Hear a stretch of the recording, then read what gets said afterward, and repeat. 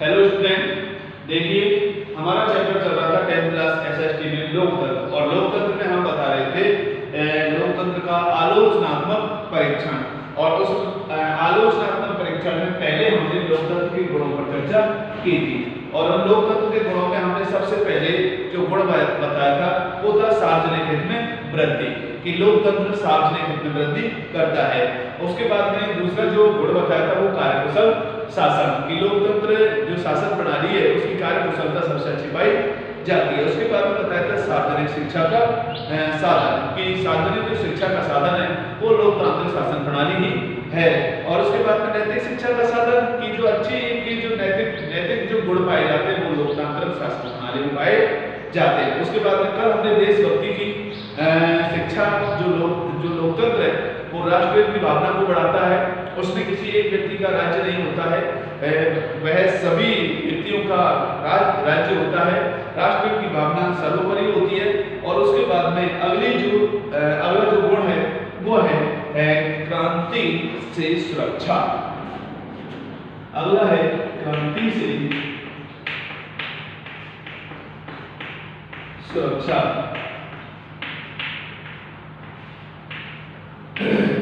देखिए भाई, क्रांति से सुरक्षा, क्रांति कब होती है? जब शासन कुशासन में बदल जाता है, शक्तियां केंद्रीकृत हो जाती हैं, एक व्यक्ति के हाथ में सिमटकर शक्तियां रह जाती हैं, तब हम ये कह सकते हैं क्रांति होने की संभावना रहती है। जैसे कि आपको पता है कि भारत में अंग्रेजों के खिलाफ क्रांति हुई, 1857 की क्रांति हुई। क्यों हुई? चाहे वो अभी राजनीतिक कारण लगाओ, चाहे सैनिक कारण लगाओ, चाहे धार्मिक कारण लगाओ, चाहे सामाजिक कारण लगाओ, किसी को भी लगाओ, तो हमें कह सकते हैं कि ये सभी जो वर्ग थे वो अंग्रेजों से असंतुष्ट थे, अंग्रेजों के शासन से असंतुष्ट थे, इसलिए क्रांति हुई। लेकिन हमें कह सकते हैं लोकतंत्रात्मक शासन प्रणाली में ऐसी कोई बात नहीं होती है जिससे हम ये कहें कि वहां पर क्रांति की आशंका बनी रहती है। जैसे कि यहाँ पर कहा गया है कि क्रांति की आशंका ऐसे राज्य में होती है जहां शासन की शक्ति किसी एक वर्ग के हाथ में होती है। क्रांति की आशंका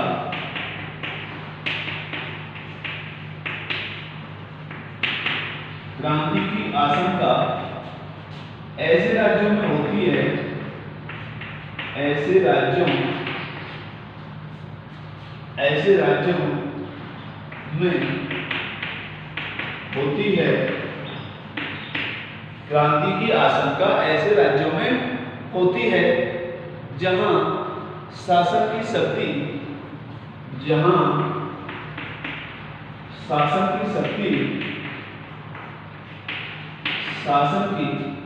शक्ति किसी एक व्यक्ति के हाथ में होती है, किसी एक व्यक्ति के हाथ में होती है। लोकतंत्र में स्थिति इसकी एकदम विपरीत होती है, जबकि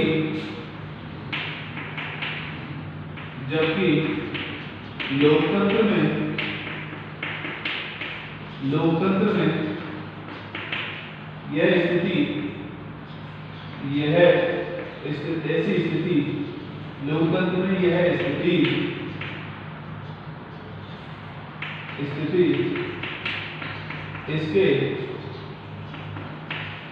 इसके बिल्कुल विपरीत होती है। लोकतंत्र में स्थिति इसके बिल्कुल विपरीत होती है। इसमें क्रांति की आवश्यकता नहीं होती, इसमें क्रांति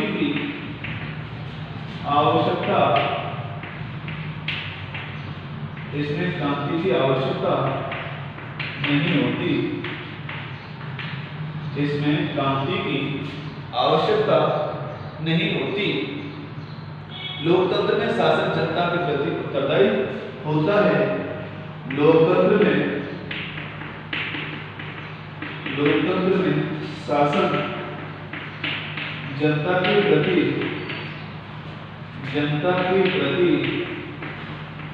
उत्तरदायी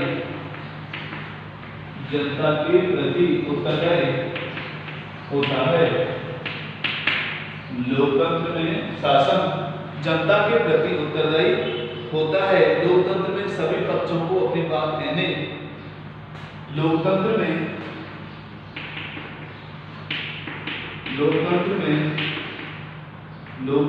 सभी पक्षों को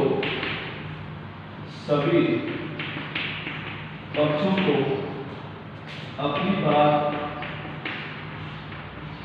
बात कहने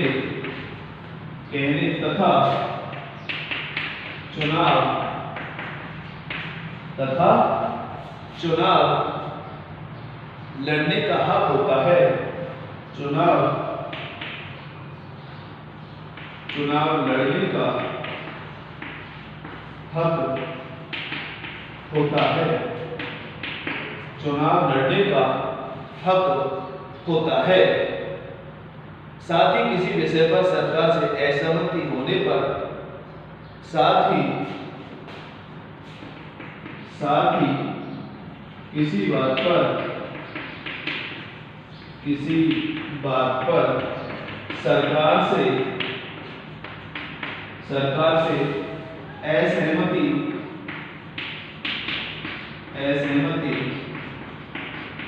होने पर, अगर किसी बात पर सरकार से असहमति हो जाए तो चुनाव में उसके विरुद्ध मत देने की स्वतंत्रता भी चुनाव में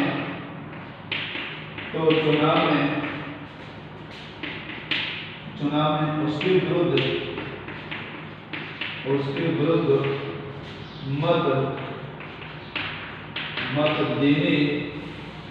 मत देने की बात भी क्रांति की संभावना को कम करती है। देखिए भाई, क्रांति की संभावना को लोकतांत्रिक शासन प्रणाली में कम कैसे किया जा सकता है। देखो भाई कि क्रांति की आशंका ऐसे राज्यों में होती है जहां शासन की शक्ति किसी एक व्यक्ति के हाथ में होती है। जब किसी एक व्यक्ति के हाथ में आ जाती हैं तो वहां वह अपनी शक्तियों का पूरा प्रयोग करता है, और वहां जब वह अपनी शक्तियों का जब एक व्यक्ति की भाई मेरे हाथ में होती है तो मैं तो अपनी मनमानी करूंगा, तो ऐसी स्थिति में क्रांति की संभावना बिल्कुल रहती है। जबकि अगर लोकतंत्र की बात करें तो स्थिति बिल्कुल इसके विपरीत पाई जाती है कि लोकतंत्र में तो हम ये कहें कि भाई हम अपना प्रतिनिधि स्वयं चुनते हैं, अपनी सरकार हम स्वयं चुनते हैं, और जो हमको अच्छा लग रहा है उसी को चुनते हैं, और जिसको हम चुन रहे हैं उसी के खिलाफ हम क्यों करेंगे भाई, क्रांति क्यों करेंगे। और माना कि अगर हमने वोट दे दिए भाई ये अच्छा आदमी, लेकिन चुनाव जीतने की बात में अगर वह हमारी बातों की सुनवाई नहीं करता है, या हम ये कहें हमारी सरकार से किसी बात पर असहमति हो जाती है, तो भाई हम ये कह सकते हैं अगला चुनाव पीरियड आ रहा है, अगला कार्यकाल आ रहा है, उस कार्यकाल में हम उस सरकार को अपने मत का प्रयोग नहीं करते हैं और ऐसी सरकार को सत्ता से बेदखल कर देते हैं। इसलिए हम ये कह सकते हैं जो लोकतंत्र का जो गुण है क्रांति से सुरक्षा, कि लोकतांत्रिक शासन प्रणाली में क्रांति से सुरक्षा होती है।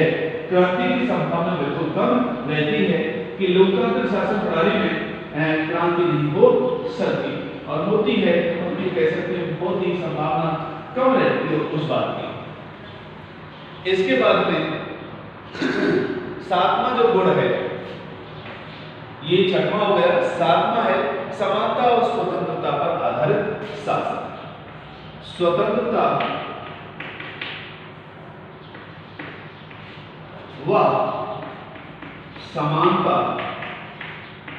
स्वतंत्रता व समानता पर आधारित शासन। लोकतांत्रिक शासन प्रणाली एक ऐसी शासन प्रणाली है जो व्यक्ति को स्वतंत्रता प्रदान करती है और समानता प्रदान करती है। लोकतंत्र व्यक्ति की समता व स्वतंत्रता की धारणा को स्वीकार करता है। लोकतंत्र व्यक्ति की समता व स्वतंत्रता की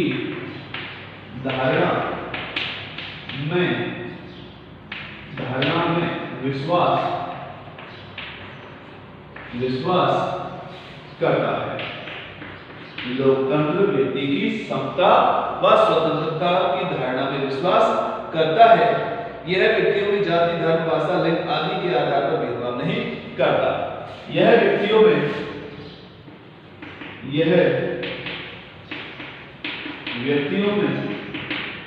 जाति, धर्म, लिंग,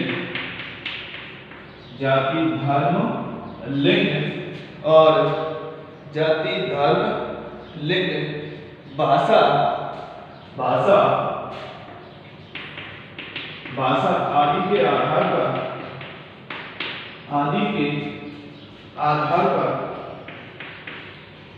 आदि के आधार पर भेदभाव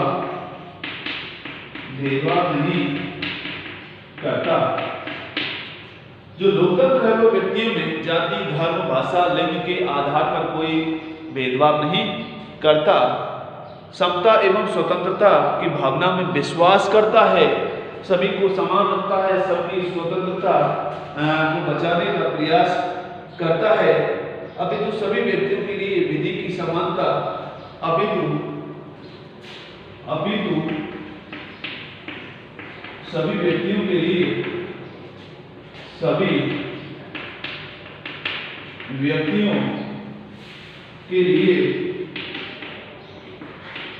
विधि की समानता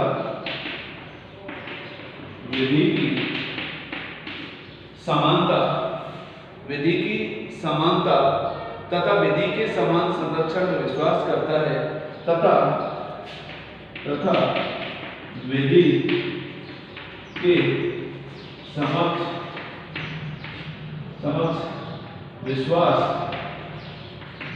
विश्वास करता है। विधि के समान संरक्षण में विश्वास करता है। विधि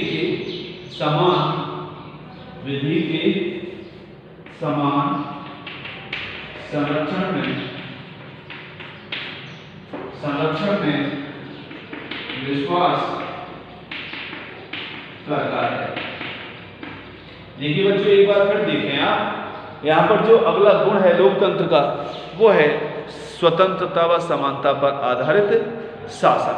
देखिए यहाँ पर क्या है कि लोकतंत्र व्यक्ति की समता व स्वतंत्रता की धारणा में विश्वास करता है कि लोकतंत्र उसी को कहेंगे हम जिसमें सबको समानता दी जाए, सबको स्वतंत्रता प्रदान की जाए, किसी भी व्यक्ति के साथ में जाति, धर्म, लिंग के आधार पर कोई भेदभाव नहीं किया जाए और अपितु सभी व्यक्तियों के लिए विधि की समानता। जो कानून बनाए जाते हैं वो पूरे राज्य के लिए समान कानून होते हैं। किसी एक व्यक्ति के लिए उस कानून को स्पेशल नहीं बनाया जाता, या फिर हम ये कहें कि कोई भी व्यक्ति कानून के दायरे में ऊपर नहीं जा सकता। सबके लिए कानून बराबर है और उस जो विधि का जो कानून है उसको हमें कह सकते हैं, उस कानून का संरक्षण करने की पूरी कोशिश करता है। इसलिए हमें कह सकते हैं कि जो अपना लोकतंत्र है वह स्वतंत्रता व समानता पर आधारित शासन है। इसके बाद में अगला जो गुण है उस गुण पर चर्चा करेंगे और वो जो गुण है वो कौन सा है हमारा? स्वतंत्र व निष्पक्ष न्यायपालिका की स्थापना।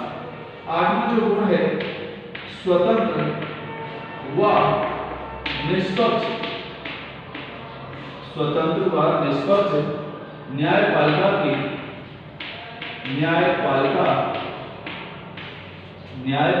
की स्थापना। स्वतंत्र व निष्पक्ष न्यायपालिका की स्थापना।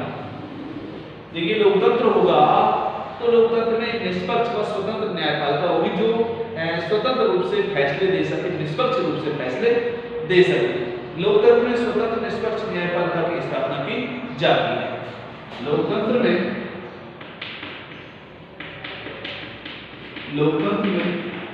स्वतंत्र एवं निष्पक्ष निष्पक्ष न्यायपालिका स्वतंत्र एवं निष्पक्ष न्यायपालिका की स्थापना की जाती है। स्वतंत्र एवं निष्पक्ष न्यायपालिका की स्थापना की जाती है जो व्यक्ति को कार्यपालिका व व्यवस्थापिका के अत्याचार से बचाती है। जो व्यक्ति को कार्यपालिका व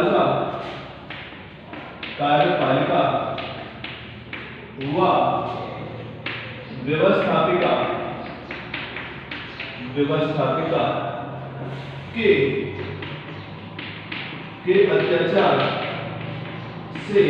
बचाती है।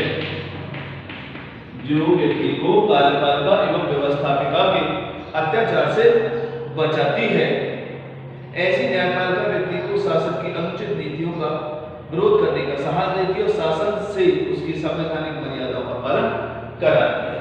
अगला गुण है हमारी क्या कि स्वतंत्र एवं निष्पक्ष न्यायपालिका की स्थापना करना। स्वतंत्र एवं निष्पक्ष न्यायपालिका के लोकतंत्र में स्वतंत्र एवं निष्पक्ष न्यायपालिका की स्थापना की जाती है जो व्यक्ति को कार्यपालिका एवं व्यवस्थापिका के अत्याचारों से बचाती है। देखिए भाई, जो व्यवस्थापिका होती है वो व्यवस्थापिका कानून बनाती है और कार्यपालिका उनको लागू करती है। लेकिन यहाँ पर ये कहा गया है कि न्यायिक पुनरावलोकन जो मैं आपको बताया था, मैंने आपको राज्य सरकार और केंद्र सरकार जो चैप्टर पढ़ाई थे उनमें आपको बताया था कि अगर कार्यपालिका एवं व्यवस्थापिका ऐसे कानून लागू करती है या बनाती है जिससे संविधान का उल्लंघन होता है, तो हमारी जो न्यायपालिका है वो न्यायपालिका ऐसे कानूनों को बनाने से व लागू करने से रोकती है। तो हम ये कहें, अगर व्यवस्थापिका के भाई पास बहुमत होता है और तो किसी भी कानून को लागू कर सकती है, चाहे वो जनता के हित में हो चाहे जनता के हित में ना हो, और ऐसा होता है तो हमने, और चाहे वो संविधान का उल्लंघन करे, तो हम ये कह सकते हैं जो हमारी न्यायपालिका होती है, हमारी न्यायपालिका ऐसे कानूनों को जो व्यवस्थापिका बनाती है या कार्यपालिका लागू करती है, उन कानूनों को बनाने से एवं रोकने का कार्य हमारी स्वतंत्र एवं निष्पक्ष न्यायपालिका करती है, जो कि लोकतांत्रिक शासन प्रणाली दिखाई जाती है। और उसके बाद में जो न्यायपालिका होती है वो व्यक्ति को शासन की अनुचित नीतियों का विरोध करने का साहस देती है, और जो न्यायपालिका होती है, जो शासन होता है, जो अनुचित नीतियां जो तय करता है या अनुचित नीतियों का पालन करता है, तो उन अनुचित नीतियों का विरोध करने का साहस कौन देती है? वो हमारी न्यायपालिका प्रदान करती है। कि हम सरकार के भी खिलाफ खड़े हो जाते हैं कि अगर वो संवैधानिक कोई नियम तोड़ती है तो हम सरकार के खिलाफ भी हो जाते हैं, तो हमको ऐसा विरोध करने का साहस कौन देता है? वो हमारी न्यायपालिका प्रदान करती है। और ये न्यायपालिका किसमें पाई जाती है? ये लोकतांत्रिक शासन प्रणाली में पाई जाती है। इसके बाद में आता है कला, साहित्य, संस्कृति व विज्ञान की प्रगति में आवश्यक। कला, साहित्य व विज्ञान की उन्नति में सहायक। देखिए भाई, कला विज्ञान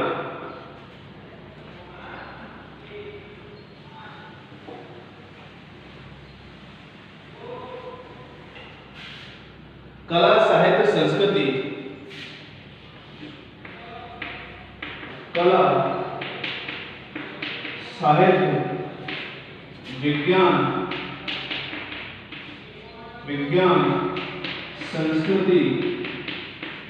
संस्कृति की उन्नति में सहायक। कला, विज्ञान, संस्कृति की उन्नति में सहायक। देखिए भाई, आपको पता है कि लोकतंत्र जनता का शासन होता है, और ऐसे शासन में हम ये कह सकते हैं कि कला आदमी की, चाहे कोई सी कला हो, चाहे हम ये कह सकते हैं कि नृत्य कला हो, चाहे गाने की कला हो, चाहे हम ये कह सकते हैं कि जो अपना जैसे हम ये कह सकते हैं कि तमाम जो कलाएं होती हैं, उन जो भी कलाएं होती हैं उन कलाओं को विकसित करने का काम हमारी सरकार का होता है। साहित्य के क्षेत्र में हम ये कह सकते हैं कि हमारा लोकतांत्रिक शासन जो उसका बढ़ता है। विज्ञान की बात करें तो आज देख सकते हो कि जितने भी लोकतांत्रिक देश हैं, उन सभी लोकतांत्रिक देशों में विज्ञान ने कितना आविष्कार कर लिया है। अपनी संस्कृति को बचाए रखने का जो महत्वपूर्ण योगदान होता है वो लोकतांत्रिक शासन प्रणाली में होता है।